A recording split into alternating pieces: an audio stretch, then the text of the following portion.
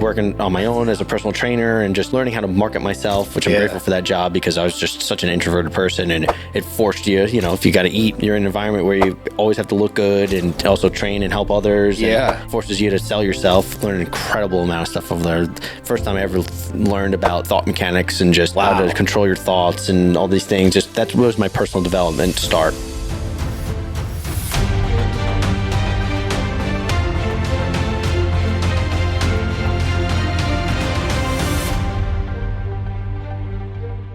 Matty's in the building. What's up? Welcome to the Liftoff Experience. Personal, professional, liftoff. Let's go.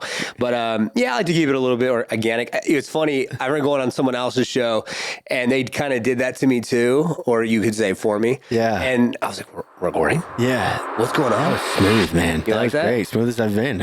Which is great because we try to do that for others with our service, right? It's like trying to make them feel so comfortable, especially when it comes to being on camera. Yeah. And since watching and directing other people, it's pretty simple. But thanks for the intro, man. Thanks for having me so far. I got you, bro. Yeah. Coming from East Coast.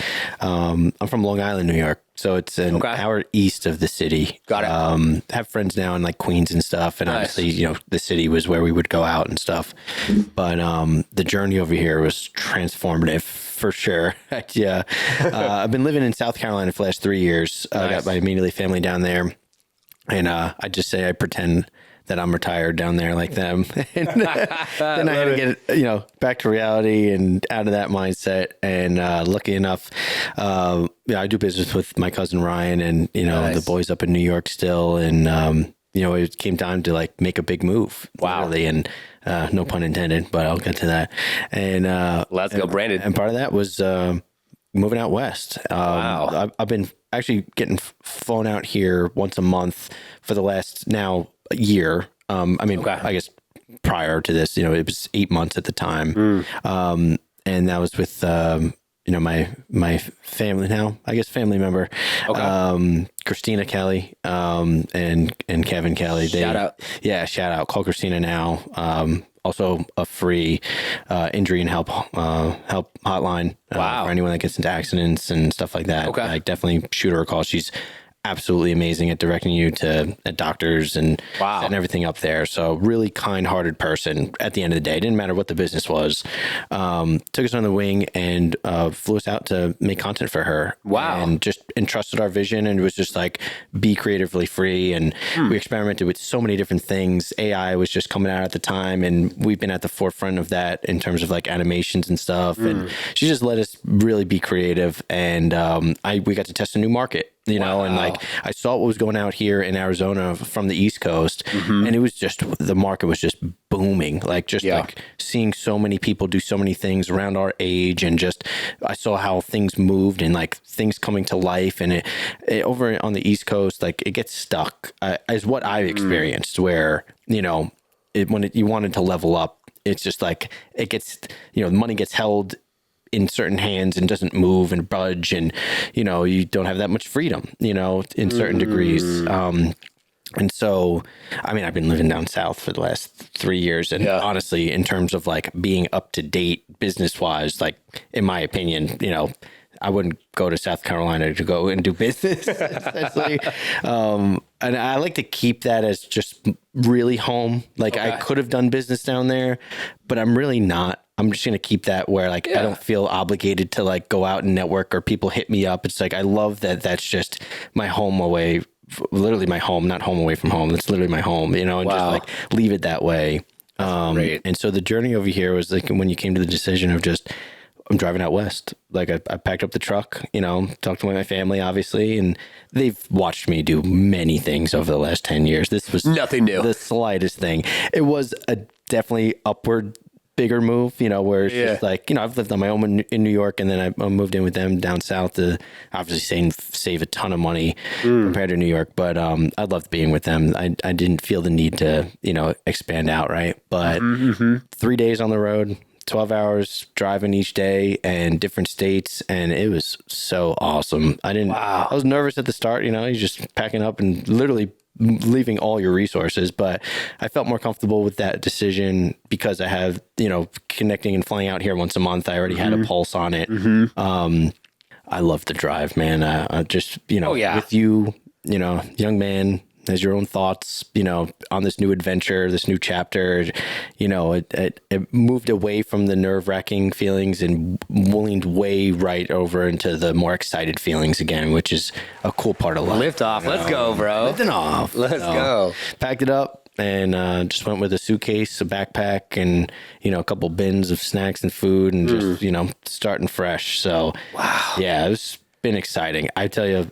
I want to pass it back to you, but you're good. I've been out here, man, and it's been feeling like my own Entourage movie. Like that is sick. Every day is Monday and Friday. It's just hard work and like also equally a lot of fun. And it's just I've been cheesing ear to ear every single day. It's so entertaining. Wow. I'm really thankful for the people I connected with out here. It's all onto them. And then I made the official decision I first tested out to, Airbnb once, monthly just to like see it. And then I made the hard decision of like, I'm staying, wow. I got a lease and it just ramping up ever since. Dude, congratulations. Yeah, off ever since. Off in Arizona. No, I mean. Yeah, Matty moving. There's definitely something about like Arizona. Good vibe out here. I remember I came out here the first time was, 2000, this is a long time ago, 2006, 2007 on that time. Wow. And I came out here because, maybe even 2008, something like that, because I had a buddy, he was out here, his parents lived in Scottsdale and they had this fat house, negative edge pool, the whole nine. I remember when I had this like small little freaking whatever camcorder. And I would walk through, it took me like 15 minutes to do a whole tour of his house. It was huge. And he actually had Christina Aguilera stay at the house. That's crazy. Crazy, dude. They would like rent it out for a week for like $15,000 or something crazy like that. And this is like 2008. And after coming out, I was like, I want to move out here one day. And it's crazy that now that I moved out here, it was actually with now my wife. And we got married in 2019, met her on Instagram. That's not and crazy. My daughter's like 1 at this time. And even crazier, she lives in California. She was born on a military base out here in Tucson. So she technically is a native, which is interesting. And her mom was already here and her stepdad was already here. So I'm like, this is a perfect opportunity. Alignment. The alignment was awesome. Yeah. On point. And then with Liftoff, I'm like, I can be virtual. I don't need to be anywhere. True. And then she was going from teaching a full-time at her tea company. First couple of years in, she was teaching, and now she's full-time with her tea company. And so I remember every time leaving, and still to this day, I'll leave, go back to California and see home and, whatever, it's good, see the fam. And then I just get this calling to come back. The energy, the vibe here is just like, it's dope. Yeah. No, it's super energetic here. It's not restricting. It's not cloudy. It's just your environment really does dictate your mindset a lot, whether... Let's go. It's, your physical, weathered environment or, your internal environment in your head and, people you surround yourself with is definitely super important. Plenty of vitamin D too out here. Oh, ton. Yeah. I moved here in the middle of July and people were like, oh, shit. You're going into, excuse my French, with the devil's asshole. And I was like, bro, get it out of the way, bro. Just get it out of the way. Get it out of the way. Get the fucking heat out of there. Yeah. Get the heat in. And like, if you can handle that, you can handle anything. And wow. It wasn't hard. Like the dry heat is just like everyone's adapted here. You just don't go for a run outside and you'll pretty much be fine. That's it. That's it. Make sure you have air conditioning and you're good. Everyone's adapted. They got the mists, whatever things in the restaurants and stuff. Yep. And again, I was a little bit familiar with it, I would say, because I was being flown out, once a month. And, but yeah, it definitely was it was a hot summer, and supposedly it wasn't as hot as it used to be. I don't know. Maybe it was. I don't know. Yeah, this year actually was a little bit more mild. And then all that extra rain that you've seen, which you're probably used to back home, like that's not normal. A ton. No, yeah. Did you bring that, bro? Maybe a little bit to cool it down. I don't know. He must have brought the rain. Yeah. I don't know, man. A little bit of rain. But all these records are breaking over here. And I'm like, of all the years that it happened to land, I'll take some credit if it's good. Matty's bringing it all. Hey, I'm cool with the rain. Make it rain, man. Make it rain, baby. And California, too. A lot of rain as well. Yeah. But that's cool that you already kind of like you dipped in a little bit. You dipped in a little bit, kind of seen what was like to make that specific move. And actually Arizona, I don't know what the stat was, but for like entrepreneurs, it's like one of like the biggest state for entrepreneurship, If not the top. If not the top. Yeah, my buddies were telling me that after I made the decision, and it was really my cousin's idea. He's like, dude, I think you should move over there, you know? Dude. And I was like, oh shit, like it definitely entertained it. And then got this full support from everyone in the family, which always helps. You know, I don't always need to get full support from everyone before you make a decision in your life, but certainly helped to feel that blessing. Amen. And they've supported me, my friends and cousin, and just everyone just really gave me a great leg up. And I give all the credit to them. I've just been shaped and molded by them, and they're my first in my thank you speeches wherever that comes. So, oh, dude, I freaking shout out to them, man. I love that. I love that. Yeah, that's great. So taking it back, New York. I mean, what was like the catalyst for the inspiration to get behind media, content, video, like all the world that you live in now? Great question. I would say there's two paths to that. There's one, and I just realized this recently after just reflecting and being on my own out here, was I noticed two significant people in my life for those reasons were my pop on my mom's side, my mother's father, who's just, you know, as of then passed. So, you know, you start, God bless. Yeah, God bless you. You start diving down all these things and memories and, you know, what you hold on to. He always had one of those big old camcorders when we were younger, you know, and just like, know, videotaping everyone, you know, it's home movies, you know, like a lot of, there's usually one family member that VHS, exactly. And that my Uncle Tommy was my dad's best friend. And that's why me and my cousin are so close, because two best friends, you know, now becoming family, literal brother-in-laws. And they grew their sons up, and we're 1 year apart as brothers, you know. So and we've always took on the world together, and so seeing that and my favorite moments is like going back to New York to visit them, or, you know, back in South Carolina, and just having those sit down, pulling out the VHS and, you know, watching us as young kids, and just like, you know, everyone around the couch, and like those moments are the nostalgia of it all, you know. It's just like a really significant moment, and then you know, peel it back even further now, and then just the power of that documentation. You know, it's like memories are phenomenal. I think it's completely okay for people to just videotape their lives nowadays, you know, and just to call back and get those memory pop-ups on the phone of just like, oh yeah, I remember those times, you know. And you know, it makes you, you know, as a measure for where you're at, and just, you know, grateful for that moment that you had. So that's 100%. One side. Yeah. Really cool there. That's the inspiration for what I'm doing now with like the vlogging and stuff. Yeah. Which is just, I feel like I finally have my own personal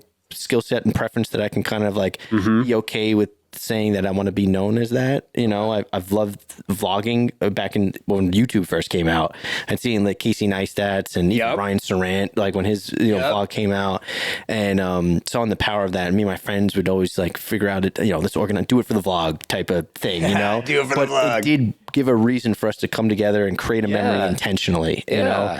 And we always loved it. Me and my buddy Amir always dreamed of just vlogging and getting our longboards and, you know, just doing all that lifestyle. But love it. What came into the media piece was a mix of those roots, and then post college. Actually, I didn't even go to college for any of this.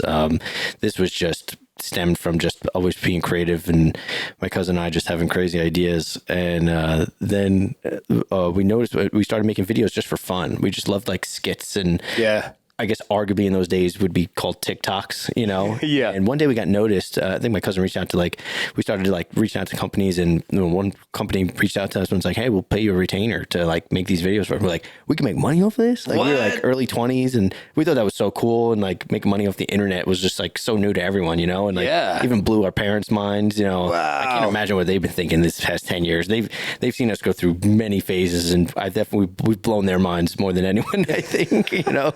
Because they see it firsthand, right? Like they're like in the rooms with us and seeing all that. So definitely shout out mom and dad and aunts and uncles and stuff. But love that. That's where it started, and we became so passionate after that. Post college, so I had a year to myself before my cousin graduated, and he's just an idea generator, man. This kid is just unbelievable, and we would just I'd always be just down for it all, you know. Like you just need someone like that in your corner, just super supportive.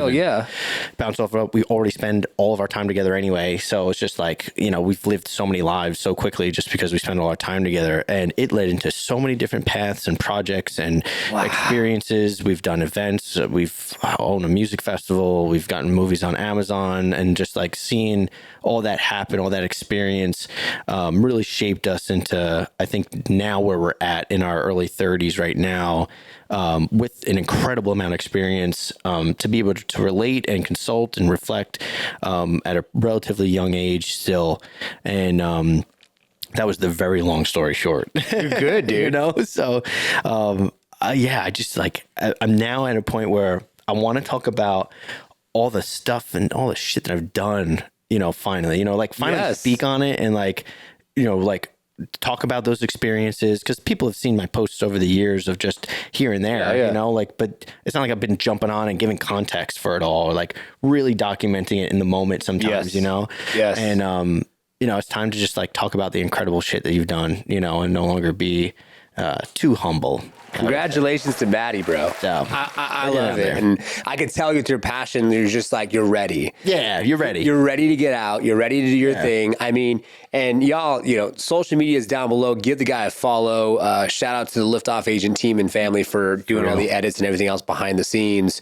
And yeah, I mean, like, subscribe, notification bell, of course.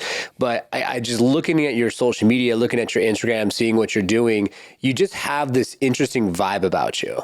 And I could tell that like there's so much more I can imagine for you specifically, just based off what you're doing and how you're navigating your content just in general. Really? And I think that you have untapped potential. Oh, a ton. Like a ton. You realize that, you service people like that, build their personal brands. Yeah. Talk about how much they need to post and stuff. And, I've been behind the scenes on that, just studying, and I'm glad that I did that. I'm glad I didn't come out too early with it, in my opinion. And it's nice to do it when you do feel ready, but not completely ready. I think someone said this perfectly. They're like, there's a difference between it being perfect and being ready. Yeah, there's a difference between being perfect and perfectly imperfect. Exactly, right? And so my buddy JJ said that the other day. I'm like, dude, that's so good, especially for a perfectionist or ex-perfectionist. I guess that used to be retired. I don't know.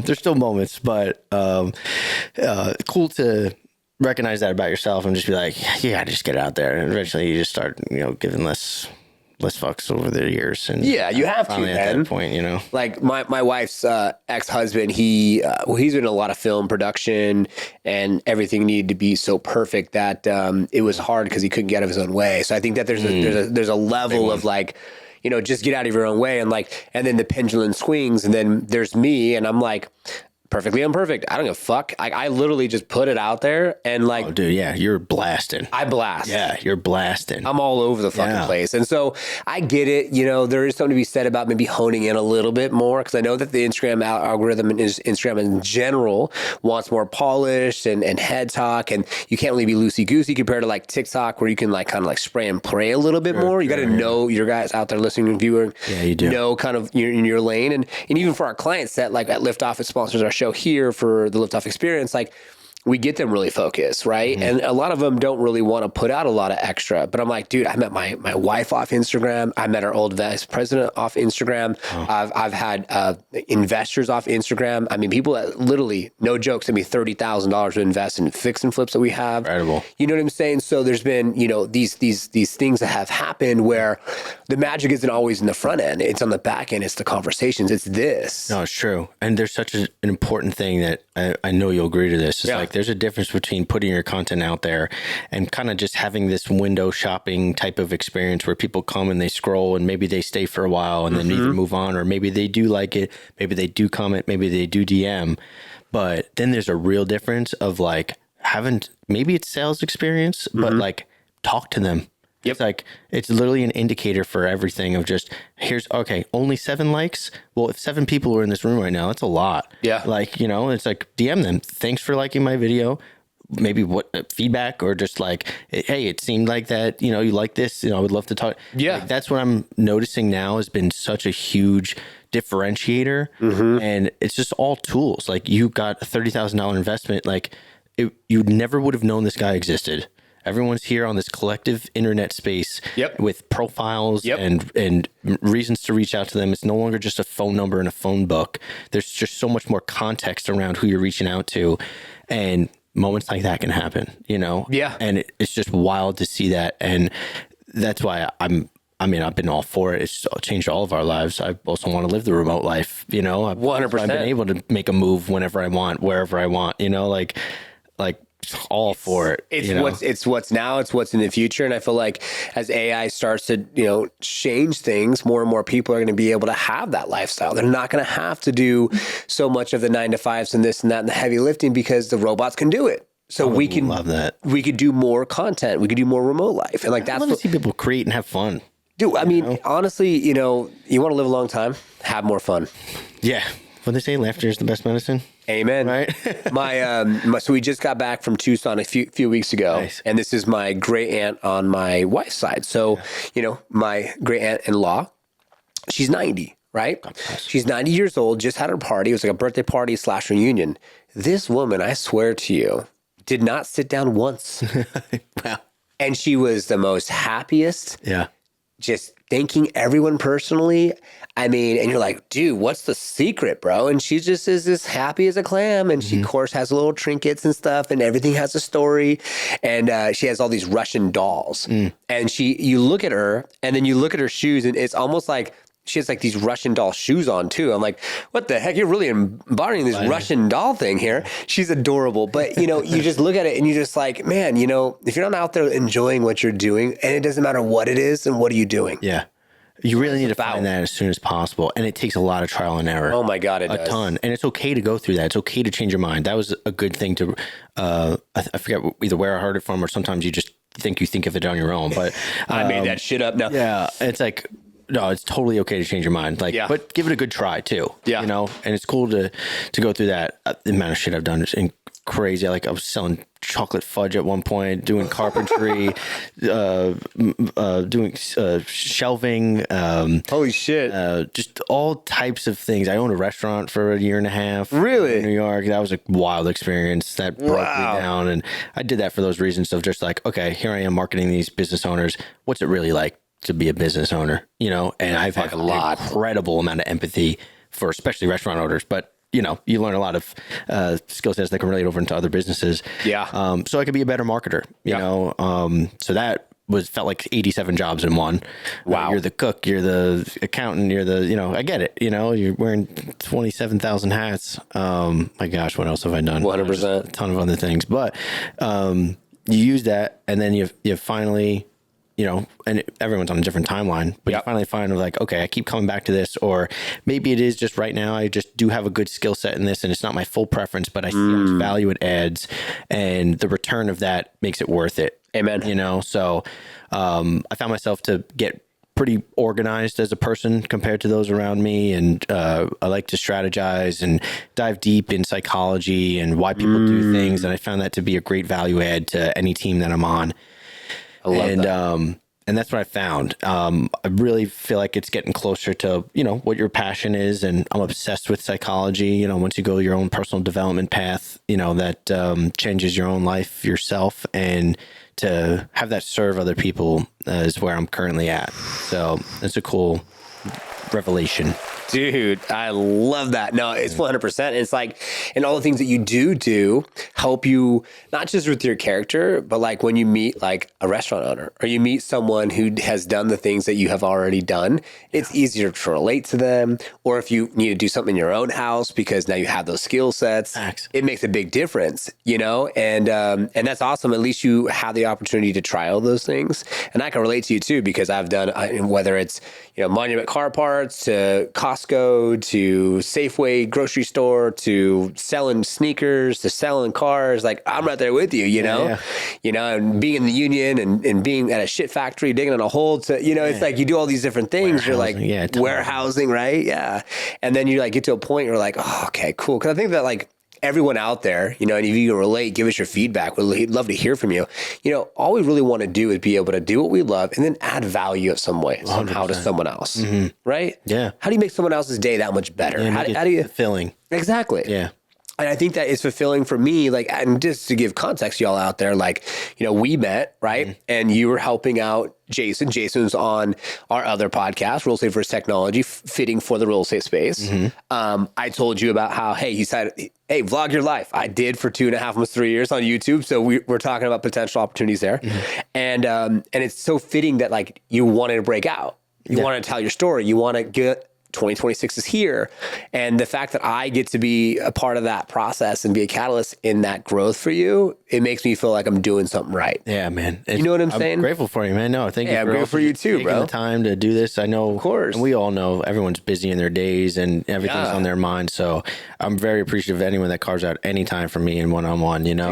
Just to be able to have that moment with people, because then that's what you look back on. Yeah, it's just like at the end of the day, all the money, doesn't matter until you get down to it. Everyone's got the same amount of time, or time is the only currency that everyone, relates to. You know what I mean? So, 100%. Recognizing that makes you really think about life differently, you know? Dude, sometimes it's good just to take a second and like have a nice conversation, and not just go. Cause eventually your body, man upstairs is going to give you a lesson and you're gonna be like, oh shit, I need to relax. It lets you know for sure. I need to take a day off. Definitely listen to that. Yeah. I told myself, I was like, that's happening for me Sunday. I can already feel it, I'm right there with you. Yours and, you find your own modes of rejuvenation, and it's just remind yourself of that. But I gotta say, overall, like I'm energized every day. Me too. Because it's just, I'm loving it all, and like it just makes it easier to keep moving and take on more stress, and your risk tolerance is just higher. And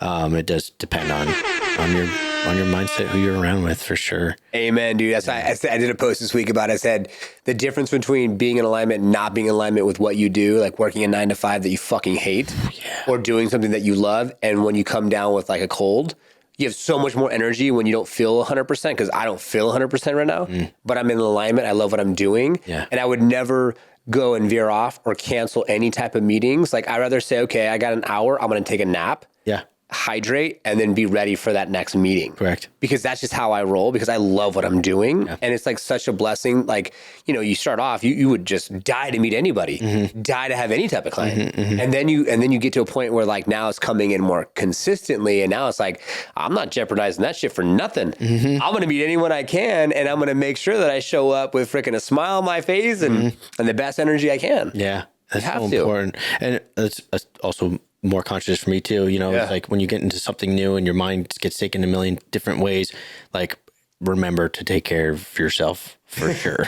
like look in the mirror, one, and then also look what's in your fridge and start there, look at your past habits and, don't do business with your liver, it's tough. Definitely tough. Yeah. No, man, I like going down the marketing path. That's something that I'd like to pick your brain on too, in your experience with just servicing clients also. Yeah. And I think it's, I like the psychological approach of why people are doing things, and having clients kind of just, how can you word this? Just self-realize. I think there's more to, okay, how about this? There's all these strategies and stuff, right, online, and we get caught up in all the strategy and stuff. But a lot of the times, a lot of the blocking points that people have are just so internal, where it's like, all right, what if the difference between, it's not so much all the scripts and the angles and the hooks and stuff, but maybe this person literally just needs to feel comfortable on camera and just give a genuine, conversation going. And that alone will, let's just call it, bring in business, right? So, I like those talks, because I think that's an incredible skill set to be able to recognize and empathize and get the most out of someone. So I would open air out here, I guess, like maybe your philosophy, because you're a guy that is on it, and people look at you as the guy that's on it, but maybe that's like a lot of pressure for someone to see. I'm curious how you've consulted others on that volume, if they don't have the same resources for you, or the same resourcefulness as you. I think everyone has the same resources or similar resources, but being able to utilize your resources, the same way that you've have this home, there's a resource, but this corner you've been able to house hack on, and like that's the resourcefulness skill set there. You know what I mean? So do you feel that people have felt pressure to post as much as you, and do you consult them on that, or you've noticed that, hey, maybe not for this person or for that, or what's your philosophy on some of that? Yeah, so I know you. Sorry, real quick. I know you enjoy it. Oh yeah, so like you have that to. helps. But like not everyone enjoys it. Yeah. So it's like, how do we navigate that to get the most for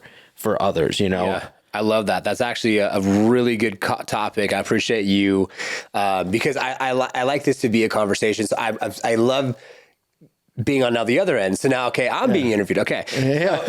Let's make a conversation. We're in it together. I love it. My opinions on it too, but I view you as a master in the space, and it's like, let's just mind it out too, because I think that'll bring a lot of value to both of our customers here. And I don't know if you've had any other marketers on the team or on the pod yet. Yeah. I'm sure you have, but I think I would like to make this valuable for my God, audience. 100%. And I want to give some frame of reference.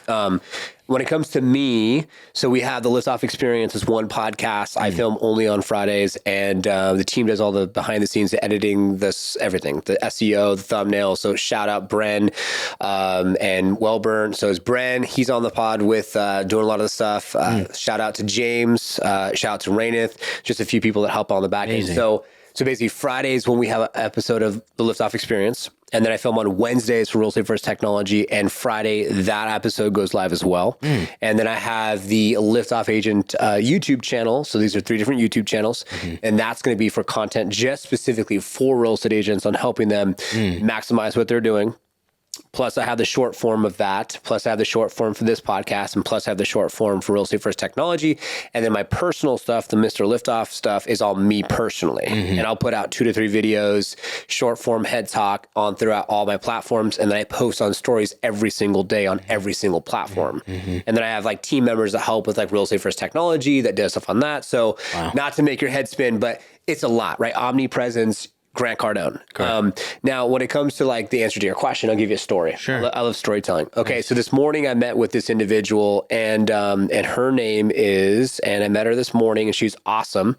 And we're going to be meeting actually again next week, which is going to be the 12th at 1:15. So Natalia was at the car wash. Drop off my daughter, go to the car wash, and everyone keeps hitting me up. And the reason why I don't allow you to wash my vehicles is because I'm OCD and I like washing my own shit.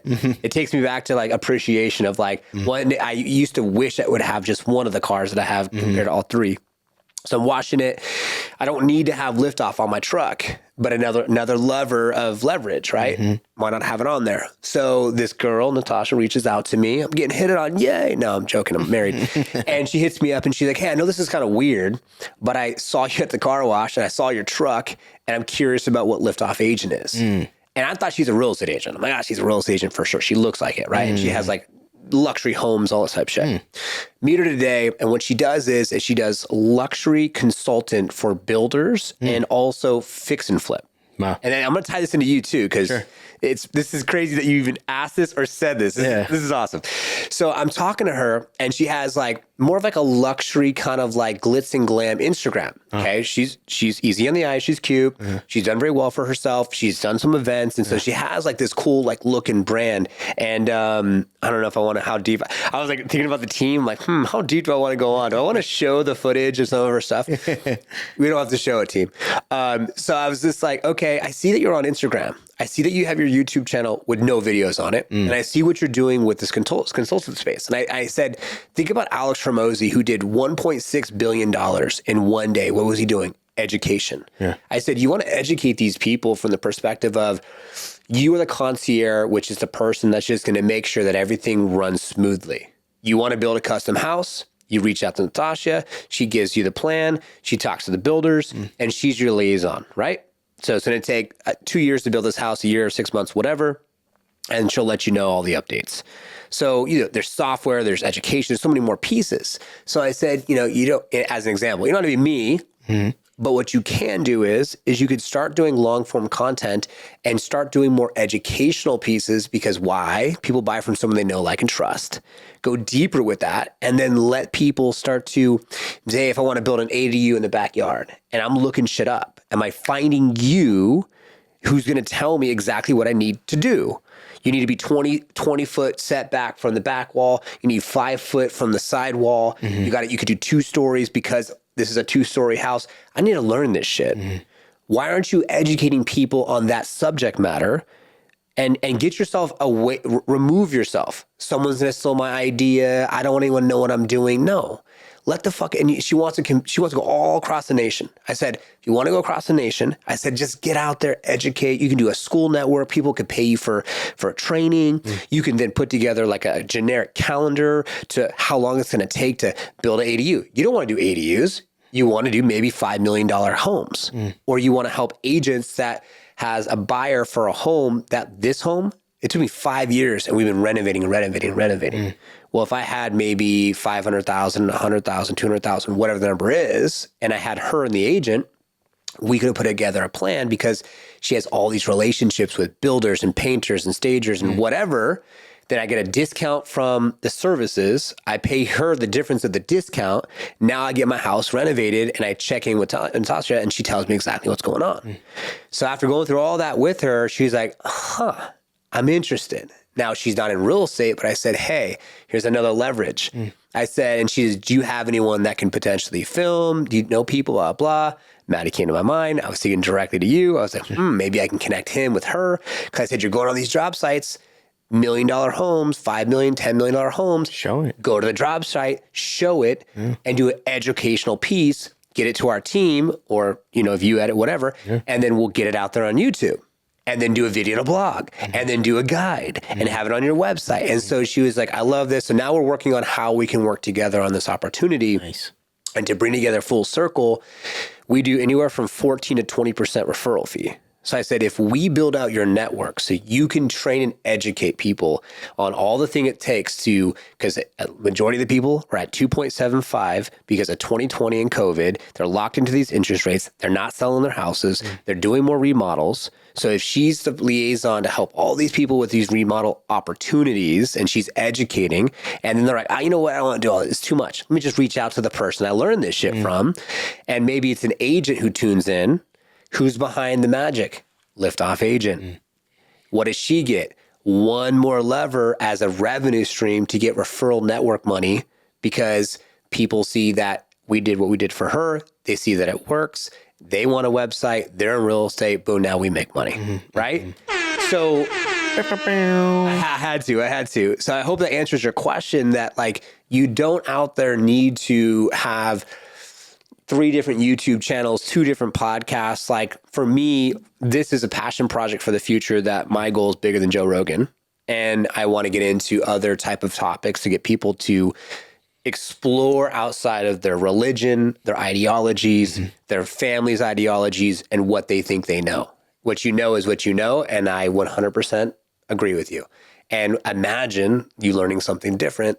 Well, the Liftoff experience is to help you pique your interest in something different, alien. And so to put a bow tie on it, it's like at the end of the day, just do what you can do to add value to that specific target demographic and save yourself time with stop repeating yourself by putting together standard operating procedures, key performance indicators, and focus on the income producing activity, which is the top 20% that moves the needle. And you touched on a couple of things there. And it's stuck in my mind since you last spoke when we first met. It was Jason's seminar, right? And you spoke on the know, like, and trust bit. And ever since then, it was just the perfect 3, rule of 3 that just is, sticks in your head, you know? And I want to dive down that path because one, there's that path. And then also it sounded like the recommendation was just like, start getting online. And people if people are already searching something and you're not even giving yourself a chance to even be searched if you're not out there. Yes. So it's just like, at least get some type of information with your name attached to it. Yes. Because you're already ahead of 80% of people and business owners that aren't doing that. At least right now, as a statistic. Yep.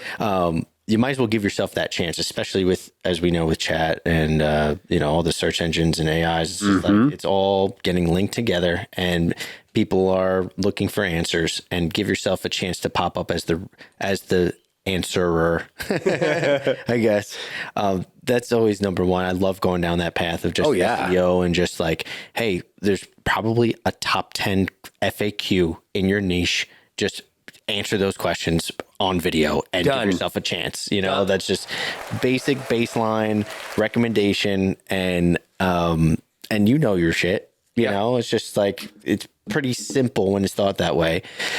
Then there's the, now going deeper, the know, like, and trust. I was reflecting on that the other day and I wrote on my whiteboard and I was like, well, what does it take for someone to feel like, oh, I know them? What does it take for someone to be like, oh, I like them? What does it take for someone to be like, oh, I trust them? Like, really open up those doors there. And I wanted to save that conversation for you because you inspired me to think that way, you know? Appreciate you. And I think it would be really valuable for people because it's like everyone like knows what to do nowadays because you can just search it. But then there's the difference between knowing what to do and then changing your behavior to that knowing. And it's how quickly you can do that is the determining factor, right? It's like everyone knows that you know, shouldn't be eating what you're eating, but you know, it's just when are you going to change those habits to adjust that, right? Amen. So there's that. And then again, diving down that path of the know, like, and trust. It's like, okay, well, what does it take to get to know someone? Well, one, you need to get out there and they need to see you physically. That's one. And then what feels like, oh, I know them. It's like maybe they shared enough to be familiar with you. You know, maybe there was a very unguarded, unmasked video that you put out and it just felt really authentic. It's like, oh, I feel like I know them because they've shared where they live and what they like to do and, you know, these things. And then it's like, okay, now I know them, right? I know of them.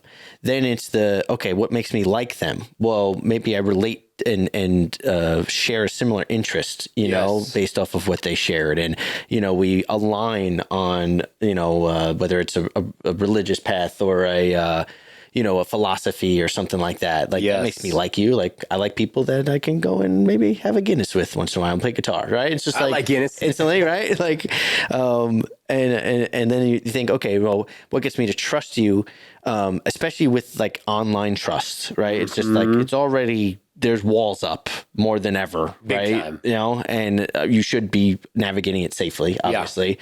But for me to trust you enough to, you know, and I'm going to relate this back to business, transfer money from my account to your account, right? It's like that's the funnel there. And a good reason why, you know, someone should, you know, put their content out there.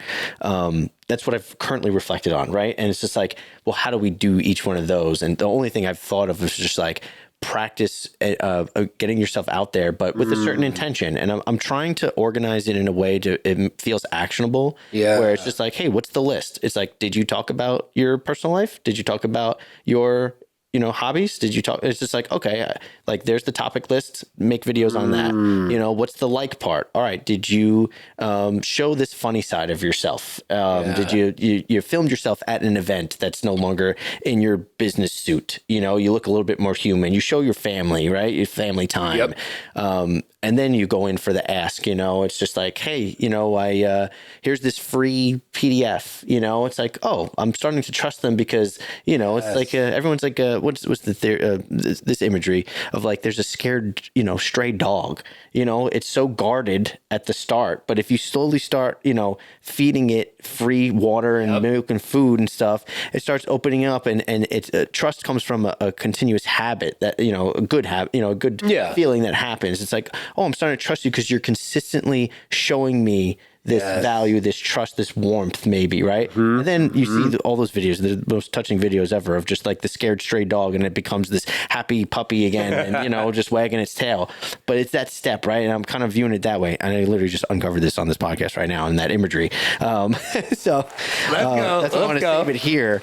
I love it. Why I like, you know, I want to just think out loud here with that, right? And I think that's really valuable to just visualize on how to really connect with your audience? Because people say, oh, you want business? Connect. And it's like, how? It's like, no shit. Oh, you want more business? Post content. Okay. Like what? You know, exactly. So I really want to get so specific because these are all questions that we've all had. Yeah. And I'm still figuring out too. I'm not claiming I'm the top expert ever, you know, but definitely super curious about it. And I think just by just vocally thinking through that stream of consciousness out loud to see the mind of a marketer and how they're thinking about it, and a psychologist, I mean, I'm not a psychologist, but just psychology, you know, in that sense, you know, because I feel like if we can crack that, and maybe this it leads up into that, then we're really going to create such better and intentional content and advise that for others, you know? And I think there's enough motivational speakers. There's enough, you know, this person knows that stuff. I'm looking, this is me personally, really connected with people that like give really tangible and actionable steps. Like literally what is the next step, you know? And we're just so overwhelmed with information. And I would like to contribute that eventually to the world there, and just reverse engineer. It's like, okay, how did I get here? How did we reverse engineer that? What was their next step, and break that down. This way it can create some type of action. Yeah. Podcaster and mastermind. Hey, comment down below. I want to hear, you know, your thoughts in this world. A couple things that come up for me just to add some context is that, on the Liftoff agent side, from an Instagram perspective, you know, it's a corporation, it's a logo, it's not really a face. Yeah, you can arguably say it's my face. It's on a lot of the shit, but you know, it's still a company. It's a corporation. It's an S corp. You know, there's an EIN. You know, it's separate from me from the perspective. Eventually, I'll probably sell it. That's the goal of the next, like, say, 8 years, $300 million is the goal. 15,000 agents serve. And then personally, there's something to be said about, you know, a personal brand. And a personal brand, you know, obviously a personal person, you could share your family and you could share an event and what you're up to, what you're doing. And, you know, I did, on personal note, I did a video on the GTR and how to install a Tesla Sick car, by the way. Thank you. If everyone hasn't seen it yet after this, you got to check out his videos on that. I might have to lift off after this show, bro. Yeah, dude, that would be sick. Yeah, I'm down. We'll get a little content too. So, you know, with that, you know, on a personal level, it was like a 10-year goal. Yeah. And it hit me so deep emotionally that, like, when I went online, I did some research and there was nothing. And then I reached out to Speed by Design and talked to Chris, and Chris is the owner. I didn't know I had access to him like that. He's like, yeah, do a video. Like, there's not much out there. I'm like, okay, cool. Did a video. Now almost 4,000 views. And then I got people sending me a direct message, like they know me. You know what I'm saying? And then I do GTR events. I do twice a year. The next one's going to be January 1st at 4 p.m. You're invited. Oh, so cool. I like 18 GTRs, R32, 34, 35, Lambos, the whole nine. That'd be wild. And it's a lot of fun. And if you go to my Instagram, there's the last one is a pin post. So, you know, that connects pretty deep personally. And then we'll go into like this, okay? This is like a hybrid, right? And a hybrid is like, okay, cool. It's not a marketing company. You know, it's not even really an entity. There's nothing to be made here. This is just like, and my partner even asked me, he's like, I don't want this to be too close to the same brand as Liftoff Agent. I don't want to have any issues with that. But I'm like, man, but people are thriving off of personal development. That's becoming like mental, you know, personal, professional, spiritual. Like, people are wanting to go deeper in these subjects. I'm like, there's something here. So I'm like, if I can have someone, like, I had a coach that flew out. I've actually had a couple guests that flew out, like, internationally from Canada. Oh, wow. To sit right there in that seat with where you're at. That's and the last guy flew out, Kelly, he's a coach. He's like 350 people plus in his network. He's a real estate coach in the real estate space. And he sat here for 2 hours. And we got deep on some, like, past life progression and some crazy conversations. And I was surprised how open he was to do that on this show. And I think that kind of crosses this boundary. Yeah. You're like, So now people could start to go deeper with, like, I was at an event and he was listening to a podcast with Ryan that I had on the show. He was going to go professional baseball player, and he has middle finger mantra. You can check out his episode. He's over in Scottsdale. Really cool dude. He has a whole men's group that come together. It's a little more spiritual as well. And I went to this spiritual event with this gentleman, Nico. He has Just Grow podcast.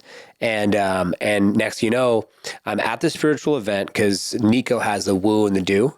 And on the woo, it's more woo-woo. spiritual, and the do, it's more SOPs, KPIs, the doing, the physical. This is the woo type. So we're doing all these meditations and we're getting in these groups. And next thing you know, I get in this group with this Indian guy. And he's talking about this podcast he was listening to so intently. Pay attention to your GPS if you're driving right now. He literally lost track of where he was driving and went off 45 minutes off where he was supposed to go. Wow. I guess that's what happens when you have a show that's 2 hours long. And he got to the point where he's like, wait a minute, that's your podcast. Oh, that's crazy. He knew about my aunt. He knew about this. He knew about that because of what I was talking about. So then it's just like, whoa, then it's just like you go even deeper.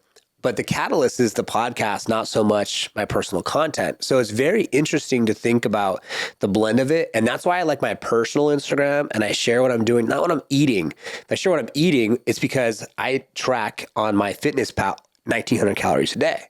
This is my wearable. I track everything, my sleep, my steps, my heart rate, everything. So if I'm posting something, it has to be with intention. So, okay, how am I going to either inspire someone, motivate someone, or educate someone, period. I don't want to post just because I want clout. And my wife would argue this and she's like, oh, you just want attention. Well, guess what? I'd never had a lot of attention. I was no father figure, stepfather beat me. I went through a lot of bullshit. Saw my grandfather pass away in front of my face, a massive heart attack. I had no friends. I was made fun of. I was teased, learning disabilities, the whole nine. So there could be something, if I want to go super deep with this, like where maybe, I'm looking for attention. Like you're my opposite, like the family, the camaraderie, like everyone come together. Like, dude, I would only wish I had something like that. Certainly. All my friends like took advantage of me and like fucking stole money. And like I went from no friends and like, I'm still looking for my soul tribe at this moment and getting closer to people and putting my guards down and shit. So shout to the wife. Shout out for being vulnerable too, man. That's tough. Man. It is. And you got to put it out there that way in order to start navigating it and finding it for yourself. But there's a lot of people that, and this is weird too. And people would look up to you and they do, right? Because you've faced adversity in your own world and you've persevered and you have a very successful business, very successful family. And, it's like also at the same time, it's like, you probably don't wish anyone needed to go through what you went through, right? At the same time, it's like you knew you had to use that for fuel, but I noticed like sometimes out there on the internet, people think that they need to be the underdog and have the poor life in order to get the motivation to be there. And it's like, no, it's like that's super motivated. We love an underdog story. That was just subject to. Like, that's just the cards that were drawn. You know what I'm saying? And like, you persevere that shit, that, right? Yeah. Don't recommend that and try to find that to make yourself have a reason to be the underdog, you know? And it's like, we do idolize that. And we're proud and happy for people that persevere through those tough moments. Amen. At the same time, and this is something that I've personally, came to terms with too, of just like, okay, like, well, I didn't go through any of that. It's like, but I still want to be out there and I'm not going to preach an underdog. I'm going to preach the support that I did have, which is great, which is also great. But also just like, I found there's some level of judgment with that as well, of just like, he was given everything. And it's just like, that's okay. Like, you wouldn't want to have everything given to your children and your family too, and like reach for that too. So judgment is just period. It's over across any situation anyway. Which is then reeling it into just like the part of just get it out there anyway, man. Like 100%. People are going to relate to you on many different levels. And I would hope that people are more empathetic on the other side of the camera and in the comments. And man, people are wild nowadays. You see comments that come up and you're just like, whoa, you had the balls to say that online? Like, you're attached to your profile there, Jim. Like, we see everything that you know. What's crazy is that, like, I've had a few viral videos and I can relate to that. But majority of my stuff, like, it's like 2,000-3,000 on some stuff, depending on the GTR. But majority of the stuff, like, it's pretty light, dude. People either like don't really know what to say, so they don't say anything at all. But then they'll say something to me when like we meet and shit. Yeah. So they're watching. But they're watching. Yeah. So I don't know exactly, like, when things do pop off and there's like that next level of comments. But what I like to do, and it ties into what you said earlier, it's like, how do you make things so fucking clear that there is no question, right? There is no question. Like, you know, you look at, and let's go a little deeper with like Logan Paul, right? I watch Logan Paul stuff, and I don't watch it just to be entertained. I watch it from the perspective of, man, like he pulls so many fucking levers in his content to give people all of it's almost like fucking confusing. You know what I'm saying? You're almost like, who are you, dude? Like, you know what I'm saying? And I get it because there's a level that you have to like be at his level and where he's at. I don't believe this for all and everyone or myself. Sure. So he navigates different conversations, whether like Steve was do it was on an impulsive, and then, you know, he's doing the WWE thing, and then, you know, he's acting hella humble, then he's acting like a prick at the same time. And that can cause confusion, which then causes, I think, a lot of interesting comments. Because I think that if you're a real motherfucker and you're being honest, like if I was to have any of you and you were just in the room having a cup of coffee at lunch, it's just a conversation. Maybe there'll be a little bit of like, you know, debate or whatever, but majority of people I'm with and I talk to, there's like, well, I'm pretty much on the same page with. Yeah. I don't know. Yeah, it's so interesting. It's very interesting. It comes back, and we'll tie it back into marketing, right? It's like we currently are in a state where we have these tools now that business has changed forever, right?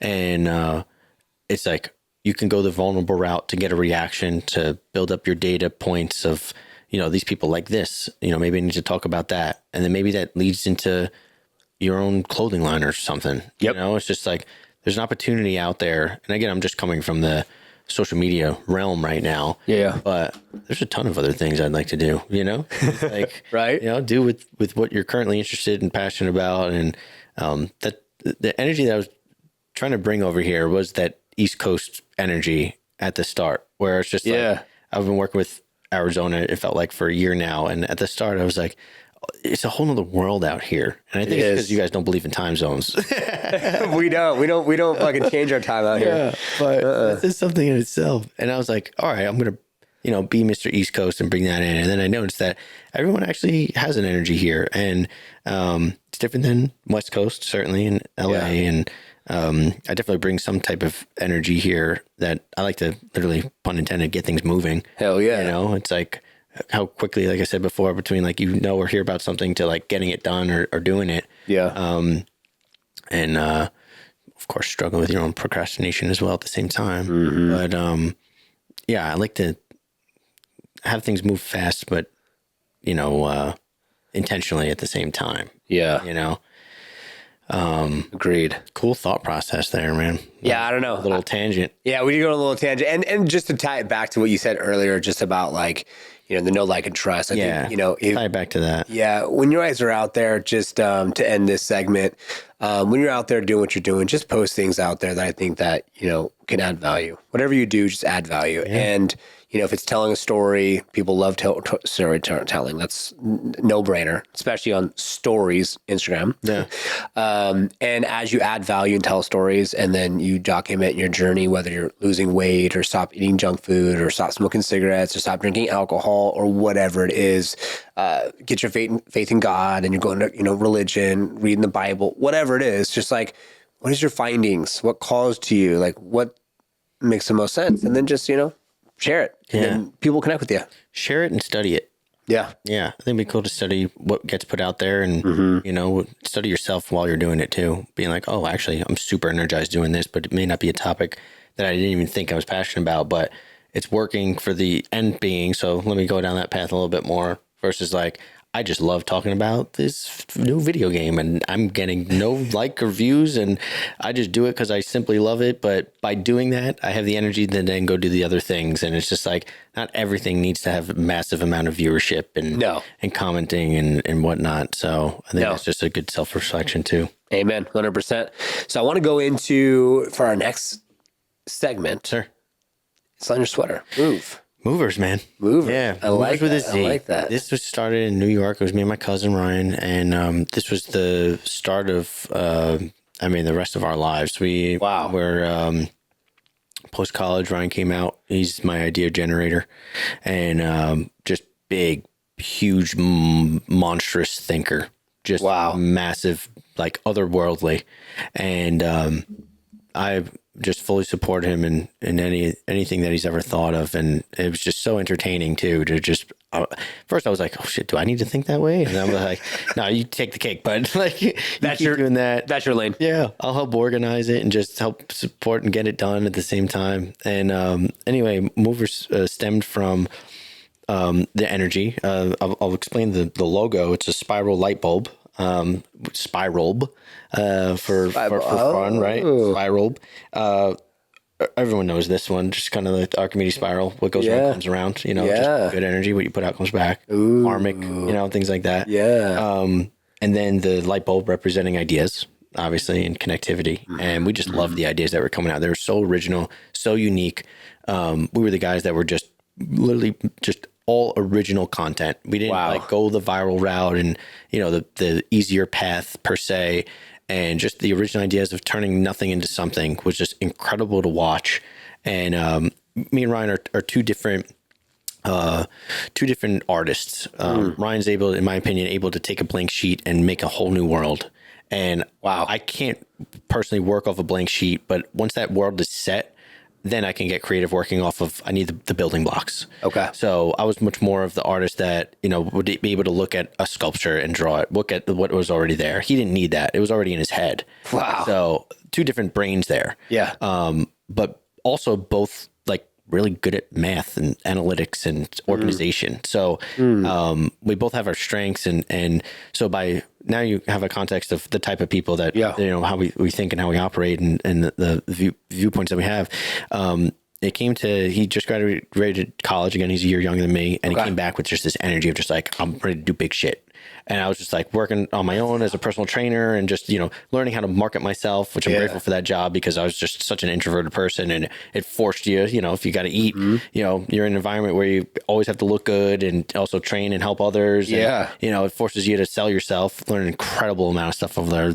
First time I ever learned about, thought mechanics and just how to control your thoughts and all these things. Just that was my personal development start. Right. Okay. And came out just out the gate, just like we should start with anything. Just like we're both musicians. We were just like coming up with these ideas and these app ideas and just like really experimenting and like we call it dumping. We were just dumping a bunch of ideas. And it navigated from just like many different names. But I remember sitting in our basement and we were just like, what do we call it? This, like it wasn't like at one point it was like this middleman thing. We're like, no one likes the middleman. Like screw that. Cause we just thought we were going to connect people, but ended up completely not being that. Like we connected people with like, we didn't like take anything in between. So we're like, all right, well, we don't want to be that.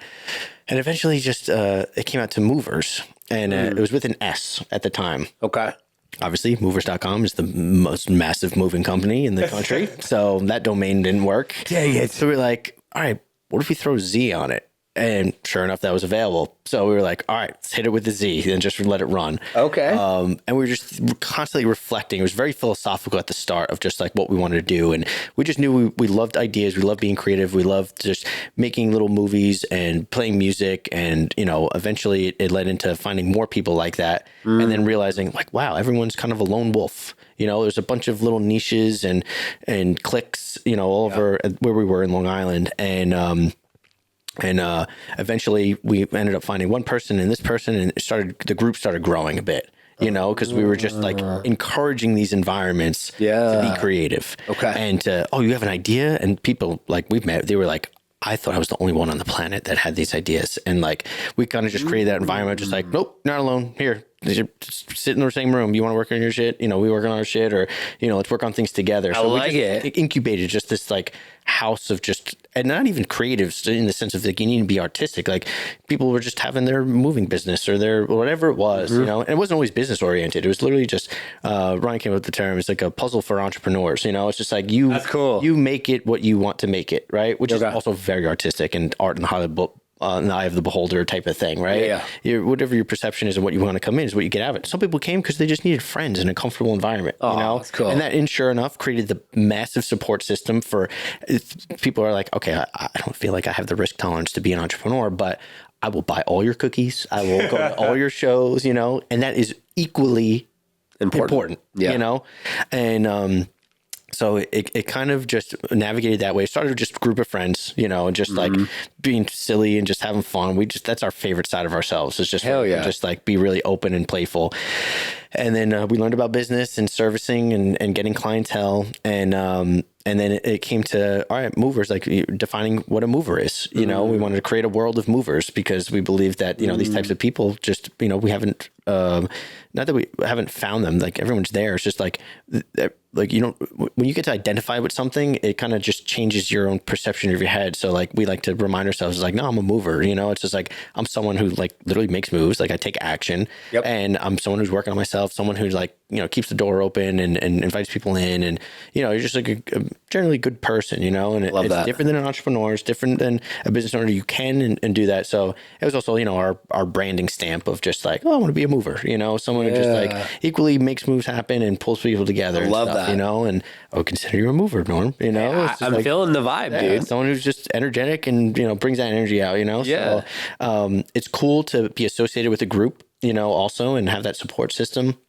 Because we noticed we had that naturally being from a big family and each other. Yeah. And we slowly realized like there's a lot of people that don't have that, you know, and that was kind of a naive and ignorant thought on ourselves, but that was just the world that we lived in, you know? Yeah. And then when we discovered that, we're like, holy shit, like there's a ton of people that they don't have that, you know, but they're so skilled. And like, I say this, I'm like, I'm in the business of showing off my talented friends. That's literally the only business that I am. I'm your number one fan. I love these guys so much that I love that. I will sacrifice. I'll raise money, host a music festival for you. I didn't want anyone to worry about all that shit.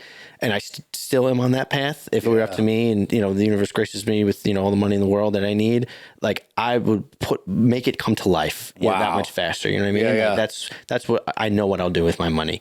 And so those are the roots of it. And so we started organizing just these little networking groups, you know, and just more meetups, movers meetups was what it was called, you know, and just to have 20, 30 people in a room and just have them just openly, no gimmick, no payment, no nothing, just like a friendly vibe. I mean, we had drinks, we had just like hosting in different people's places. We had one of our buddies owns a studio, get 20, 30 people over there. There's brand awareness there. It's just like the idea of literally moving and just organizing people together was the skill set that we found that we had. And we built this over the course of just, we had a bar crawl company coming out of college called We Are Good Friends. Yeah. And it was my cousin and his fraternity brothers organized it. And it was just this idea of just, we are good friends, you know, just putting people together. And the way we organized it, everyone had their own t-shirt and, you know, we would go to bar, but each bar had one of our friends' bands or DJs there and everyone got exposed with everyone and everyone was on different teams and got to meet everyone. It wasn't just, oh, I'm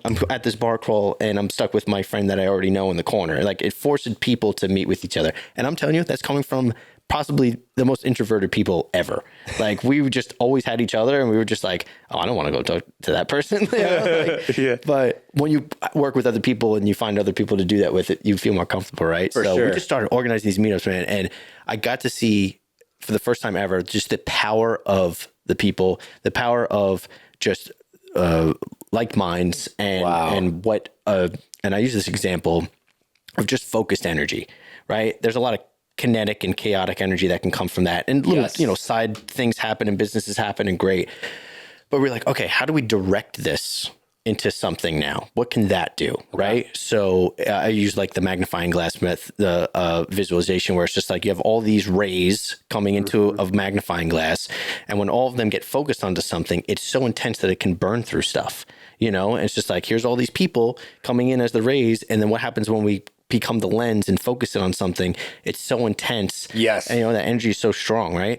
So you take that energy, we're like, okay, let's start directing them towards that. So we took, you know, a bunch of people and we were like, okay, let's make a movie. Bootstrapped it. I saw my friends create this. And in 2 weeks, we got a movie on Amazon Prime. Wow. Know, like just the power of the masses there, right? Let's power of control. Then we're like, okay, we checked the box, right? Now it's like, what else can we do? Let's create a TV series, right? So we started that. Didn't get onto TV, but you know, the framework of it was there. You know, organizing a ton of people, scripts, you know, episodic stuff. Great, we could do that. Next and biggest one was the music festival. It's called Staff Fest, summertime all the time. Still on the East Coast. We started in 2018. 2019 was our first festival. And this was like the real like public facing, put us on the map type of move. And it involved all the movers to come together and just contribute their skill set and themselves to this thing. It's like we had a certain budget to be able to get bigger talent and advertise and the logistics of the day, and we crowdfunded that also from the community and family and stuff. But to have someone be like, okay, everyone contribute yourselves to this day. We had one of our buddies, shout out to Alex from Space Zamboni, literally made a video game for the festival. Like literally, like now he's working with DC and Marvel, like years later now. But like at the time he was growing and we just supported him, and he literally made like a Pokemon video game for it. And we used that as like, if you can get through the game, it was all online, which you can get access to right now. If you get to the end, you win tickets to Staff Fest. Just like, how creative is that? That's like, cool. No other festival on the planet has their own video game, let alone game to win tickets, right? So just like these wildly creative, engaging pieces, right? So that was one of our buddies, the Holy Black, shout out to them. They contributed free haircuts at the festival. Really cool concept. People coming in there, getting their fades done or putting in the Steffes pineapple logo and stuff into their heads, and very engaging, very fun. We had our buddy Manny, who contributed our own specific pineapple beer. Pineapple is the logo, by the way. It's a logo with sunglasses, pineapple with sunglasses. It's a summertime fruit, right? Dope. And there's a lesson there that we learned too about branding. And that's what I'm going to lead it to. So you get the concept, right, of like bringing the people together and like having this day. And it was just amazing. And like, I mean, it beat our knees down, like some of the hardest days, like life beats you down. You got to stand back up and keep going type of moment. Events are hard. And you're relying all this money, all this energy on one day, and it could rain and just destroy everything, right? And like, it was all of those lessons up, and like, emotions were up and down. The most stressful moment for everyone around us, and it exposed and so many different things. Wow. And it was so intense, but we finally get this day and we're there. And at a certain point, I'll never forget, I'm standing there, and you're just bootstrapping everything. I'm doing everything, right? And I remember this one was 7:36 p.m., September 7th, 2019. I finally dropped the trash bags, and like, I saw everyone around me see that of like, okay, he's finally ready to enjoy himself, and the swarm of people, everyone coming in, here's a beer, it's a joint, here's just like everything around to just like, like come and celebrate, your day here. Don't be so stressed. And I enjoyed the last 4 hours of it incredibly. I caught right up to everyone, and let's go. Just like, and then the post of that and being up until 4 a.m. and having the diner experience the next day. And it just like, holy shit, it was exhausting, but we learned a ton. And the biggest, I'm going to relate it back to what we were talking about. That was the power of the movers there. It was just like the power of bringing people together, making something happen on a huge scale that we never thought. It got us completely on the map. People were like, who the hell are you? We had just good names too, like the Expendables, which is like a huge reggae group. We had them perform for us. We had the Floozies, which is great in the electronic space, Fish, and just like all the top like local bands and stuff. Wow. But we wanted to be a festival of like all original music. Yeah. And the only one was Bad Fish, which was a Sublime tribute band. Okay. But we didn't want any of the artists to like have to worry about advertising, which is like a huge problem nowadays, maybe not problem, but challenge. Of just like, I just want to create art, and be my music friend. Now I need to do social media. Now I need to advertise myself. It's like, well, yeah, if you want it, you do, admit it. Yeah. You may Part not of the know process. It. Don't be too mad about it. It's like, it's easier than in the past where you're just on the corner trying to sling CDs. It's like, you have the opportunity nowadays to do that. Again, if you're good, which good, if you're not good, like pay attention to yourself and get better, Yes. And get yourself out there. But we didn't want as much pressure for that. Like a lot of people like, depending to book an artist depending on how many people that they bring. We were confident in our marketing skills to just have original music and just no pressure. And it was so worth it. Wow. Especially in this first festival to put ourselves on the map, because the artists didn't feel pressure. There was no resentment. There was no like, it was just like everyone come in and you're on the festival. And guess what? You're with people that it's not just this Live Nation type of, scammy, penny pinching type of festival. We put it on so well. Wow. The power of putting that together now was in all the steps leading up to that. Of course, that one moment was great, but we learned a lot about branding. And how did we learn about that? This was the process. We had to come to a realization that we do not have the funding as these multi-million-dollar music festivals, obviously, right? Well, how the hell do you get on the map with that? That's where the creative comes in. That's where the power of collaboration comes in.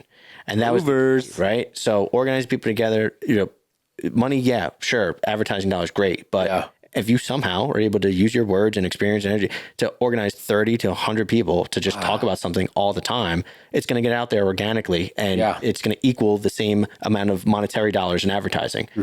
Do both if you can. You can, yeah. Obviously, right? Yeah. So our mindset had to switch from, okay, we need to be known for something. And we drilled the fuck out of the pineapple.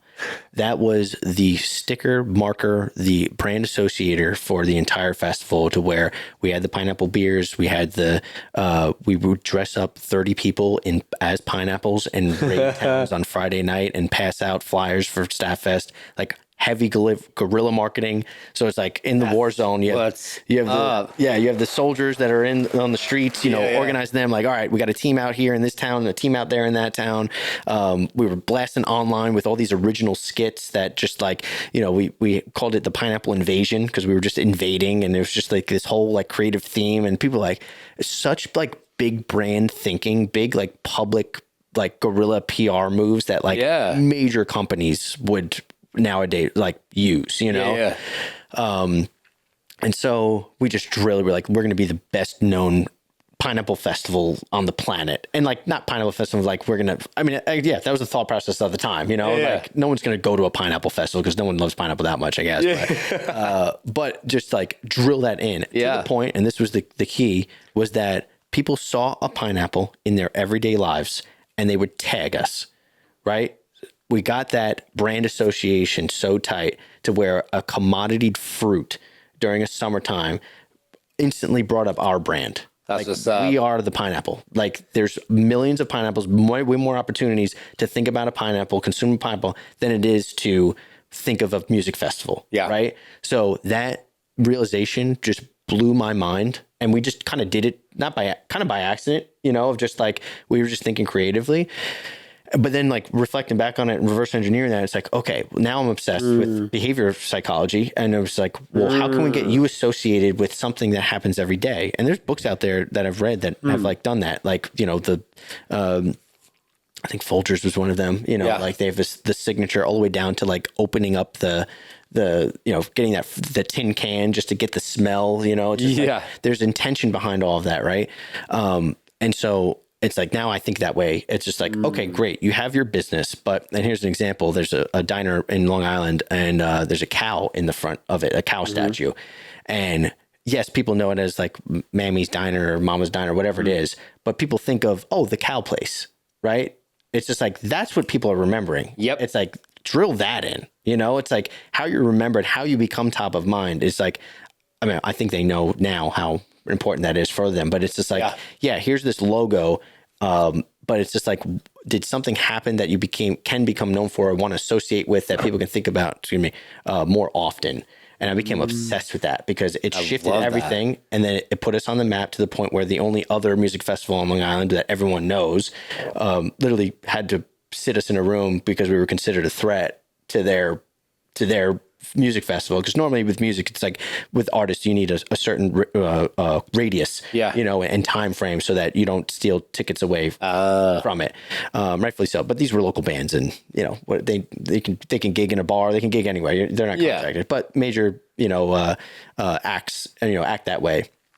But regardless, it was enough to put us on the map, enough to be like, oh, we're a threat? Oh, shit, Like, great. Like, and of course, we led with just like, well, let's work together. Like, you have your festival, we're using the same bands. Well, let's create content and, do that. So I don't think anything came out of that, but it just opened my eyes into the power of branding. And reflecting back on that again for that was 7 years ago now. Wow. Now it's like tying those elements and those essences into the content that I'm consult and create for others, And that's why it's important, I feel like, to have people put out multiple slivers of themselves online to see what works, because then you can get associated with that. And that may have nothing to do with real estate. I'm sure there's a real estate girl or guy out here that is a foodie, and he's just known as like, They love food, you know? So anytime now someone thinks about this, maybe he just loves ramen and he just becomes known as that, right? The ramen guy. Yeah, the ramen guy, right? Now, if anyone is eating ramen, they have a higher chance of thinking of this guy, this specific real estate agent or whomever, than not, right? So that's where I'm becoming obsessed with. And I would love to just be the go-to guy one day that can help strategize and consult this way and break down a marketing strategy from these types of angles. Because I think it would offer an incredible insight and perspective that gets people thinking differently and open up way new avenues of content creation. And then you can go even further than that of just, okay, that happened, take that data set, and maybe this changes the salesman's sales script. You know, it's like it does affect other departments of the business. And I would love to have the knowledge first and expertise, because I don't want to speak on anything I haven't experienced. But I would love to be that go-to guy one day with major companies, you know, and be like, hey, we got to bring Matt in because the way he thinks about things can completely change the course of our entire company. And I've studied guys like that, and knowing that it's possible and that there's like, I'm learning these words now blows my mind. And one last story of that. And I'd like to continue opening the floor here. Finally found a guy that exemplifies this. He was presented with an opportunity, and he's at the top. So he gets, $1 billion consulting, projects. It's like they come to him when there's billions of dollars on the line, right? So there's $6 billion, and they're trying to get a train from, shorten the train time, the kind of the speed. I think it's in London, let's say the train gets from one end of the country to the other in 3 hours. They want to do it in 2.5 hours because they think that by getting somewhere quicker, people will be happier, right? So it's just like, yeah, makes sense. It's like, we're usually in a rush, I don't want to waste any time. And he goes, $6 billion for that? Okay, how about this? Give me $1 billion. I'm going to hire the hottest men, the hottest women. They're going to walk around with the top champagne and run that all day long. And guess what? People want to stay on the train longer. So I thought that was so funny and such a different perspective switch, where it's just like people think that, this amount of dollars to shorten this equals that. And he just completely reframed the brain of just like, well, what if we get them to stay even longer? Like, you wanted to shorten the time. He's saying, make them stay longer and enjoy it. Right. And it blew my mind. And there's so many other guys of doing this, to the point where it's like Jeep at one point was getting in competition when first the Expeditions came out, and Jeep thought that they had to get the Expedition, but, it wasn't unique to them. And a guy consulted it and came on. And at one point in 91, the Jeep Wrangler had it was square headlights. Yeah. And he ended up, I know the correlation to this is unbelievable to me, but he ended up consulting them to go to the round headlights in the Jeep. I mean, or back to the round headlights. Okay. The circle headlights, which what makes Jeep its logo, right? Yeah. And because it was associated with the eyes of a horse, right? You have the big round eyes on either side, and that represented the freedom, which is what Jeep allows you to do. You can go off-road and all these things. And he somehow was able to convinced them to go back to that, and sales increased because of that.